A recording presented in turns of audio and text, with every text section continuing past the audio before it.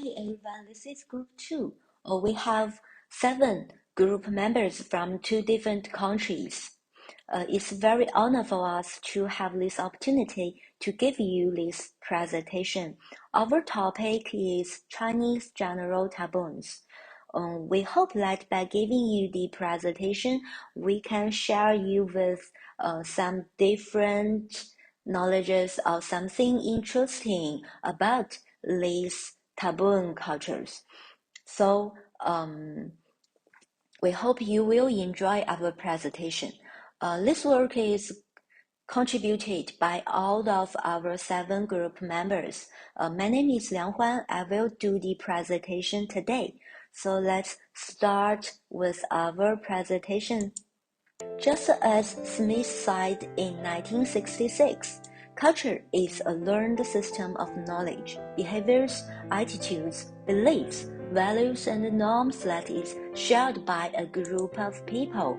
So here are 3 different pictures about 3 totally different cultures.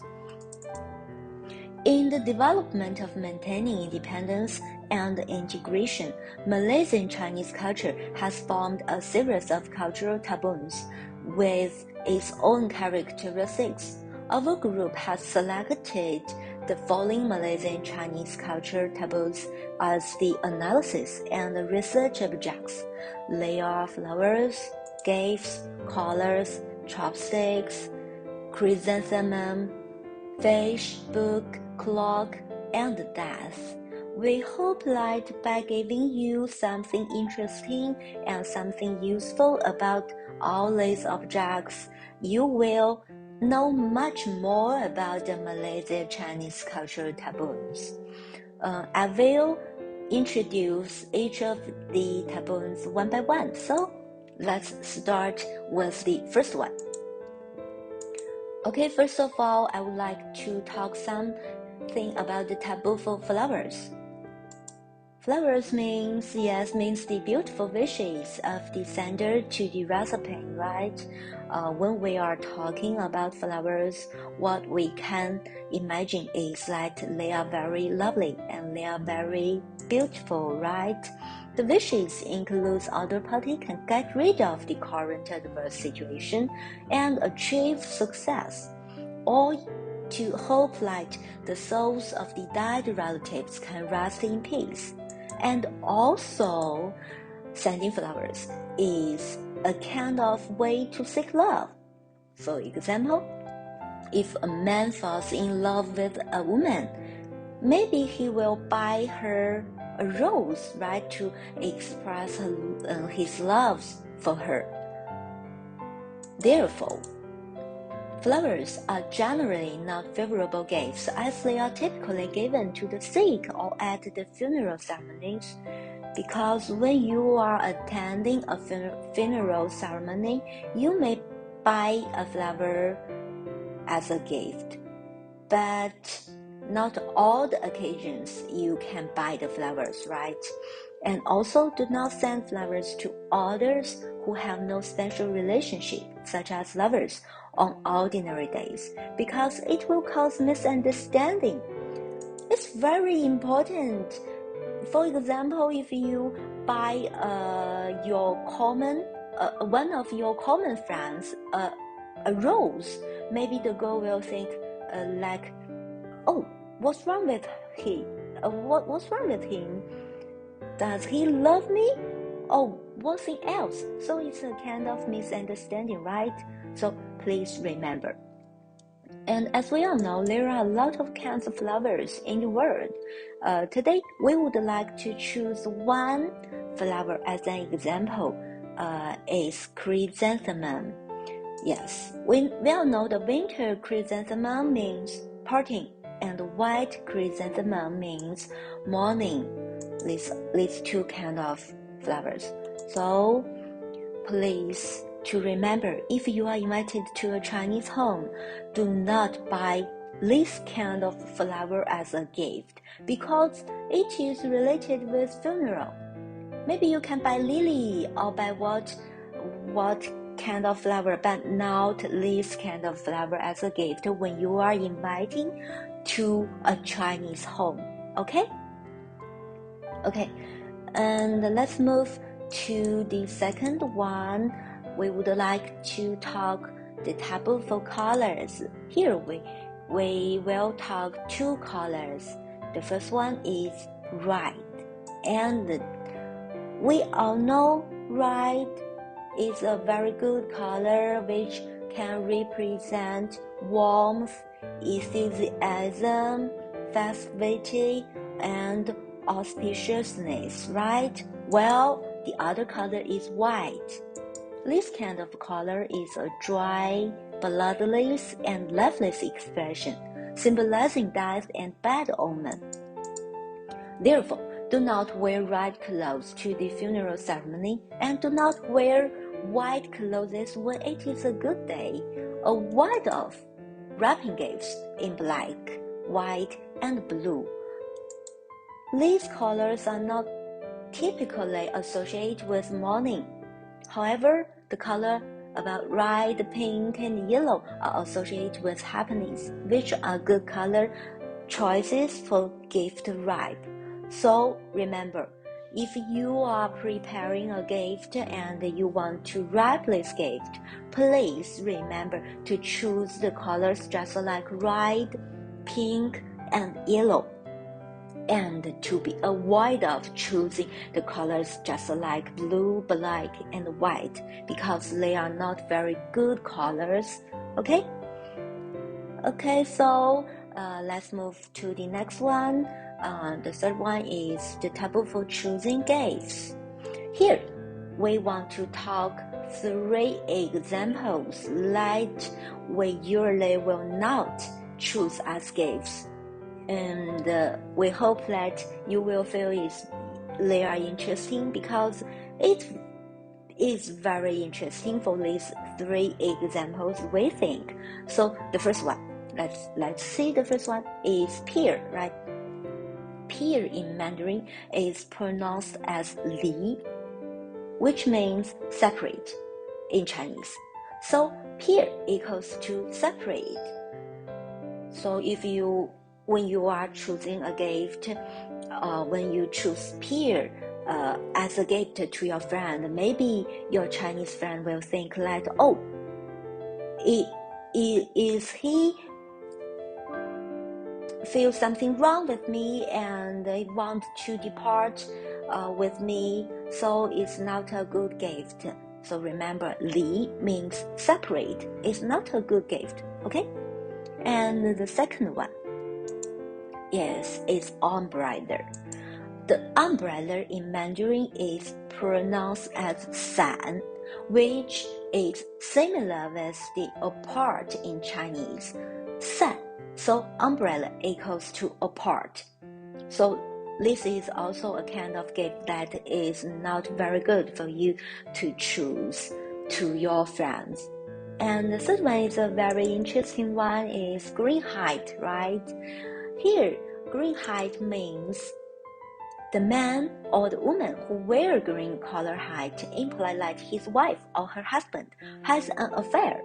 It's very interesting, huh? If you want to know much more about this, maybe you can Google it. There is a history story about the green color hat. It's very interesting. So if you are interested in it, you can Google by yourself, okay? And so please be careful when choosing gifts. Also, remember to give gifts in even numbers, as odd numbers are considered unlucky, and never give gifts that the recipient can count 4 of it. The number 4, 1, 2, 3, 4, 4, because 4 equals to die. We will talk later.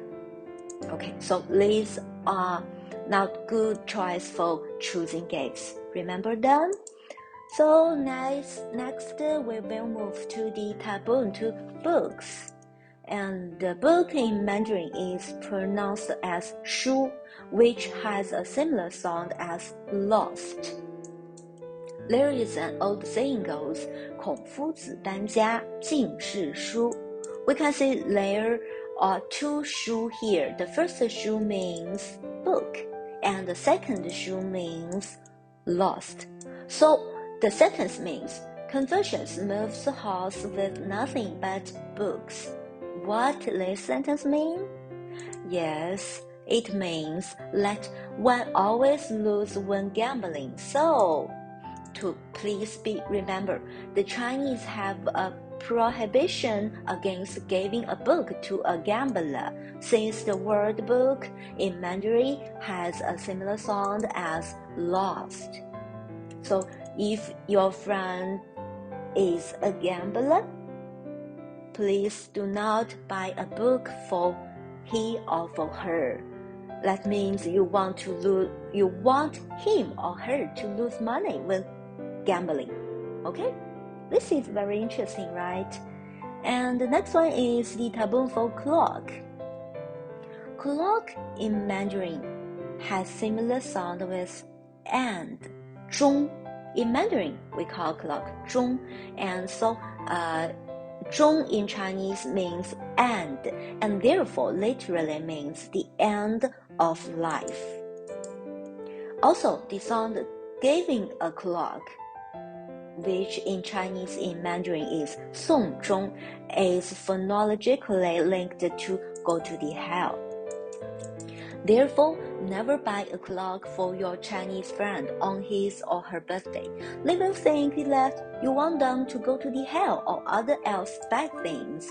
For example, when your elder relative's birthday, you buy him or her a clock, that means you want him or her to go to the hell. It's very, very dangerous gift for them, right? And I don't think they will love it. So please remember, do not buy the clock for your friends as a gift, okay?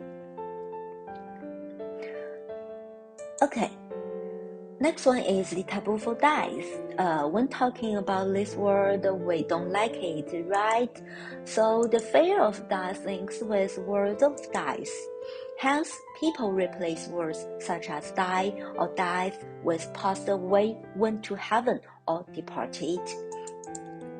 Therefore, the number 4 of the level of buildings, houses, plate numbers, mobile phone numbers are very disliked because the number 4 in Mandarin we call 4, which is very similar to 死, and 死 means die. So number 4 is very disliked by all Chinese people. However, the number 8 equals to prosperity. People like to use this number very much. And remember, if you buy something, maybe you can buy 8 to your friend or to your relatives. They will love it because 8 means prosperity. As for death, I want to talk something maybe interesting to you. Yes, we want to tell you something about the different expressions of death in Asian China. We know death or die. Nowadays we use 死 in Mandarin, but in Asian China, there are different expressions for different people. For example, when we are talking about the death of the emperor, we use 崩. And when we are talking the death of the prince or the princess, we use 轰. And for the general officials, we use 是. And only for the siblings, for the common people, when talk about their death, we use 死. So remember, in Asian China, different people, when they are died, we use different expressions. 崩, 轰, 是, 死. Okay? It's just an extra knowledge. We think that it will be interesting and maybe you will be interested in it. Okay, so let's move to the next one. The next one is the taboo for chopsticks. As we all know, chopsticks are necessary eating tools for Chinese people. The circle symbolized heaven and the square symbolized the earth, corresponding to the round heaven and the square earth. This is Chinese understanding of basic principles of the world. Square on the top, round on the bottom, direct contact with food, which means food is the most important thing for people. Therefore, after dinner, chopsticks should be gently placed on the table, not randomly placed. Because you need to remember, do not stick chopsticks in the food. The ancient custom believed that only in the sacrifice of ancestors to do so. Usually, inserted chopsticks is very unlucky, and this is considered bad luck as it is reminiscent of practice regarding incense during the morning. So please remember, do not do this when you are eating or you finish eating. Okay? Yes, this is forbidden. And the next one, I think we would like to talk something about the taboo for eating fish. Fish is eaten on New Year's Eve for good luck. Chinese people think New Year's Eve dinner is very exquisite and fish must be appeared on the dinner because the fish in Chinese, 鱼, shares the same sound with the word extra or leftover. There is a New Year phrase that says 年年有余, which means there are some fish left over from the previous year and in subsequent year. 余 means left over, okay? Therefore, the Chinese will usually keep a little left over from the reunion dinner as a symbolic gesture. And please remember not eating up the whole fish in the reunion dinner on New Year's Eve. It will be not good because you need to left something and to have a good luck in the following years. Okay, so it's forbidden to eat up all the fish in the New Year Eve dinner. Okay, that's all for all the topics. We think people from different cultures have their own cultural backgrounds as well as their own cultural taboos. As international students, we should learn much more knowledge about different cultures as well as respect all different culture customs. So that's all for our presentation today.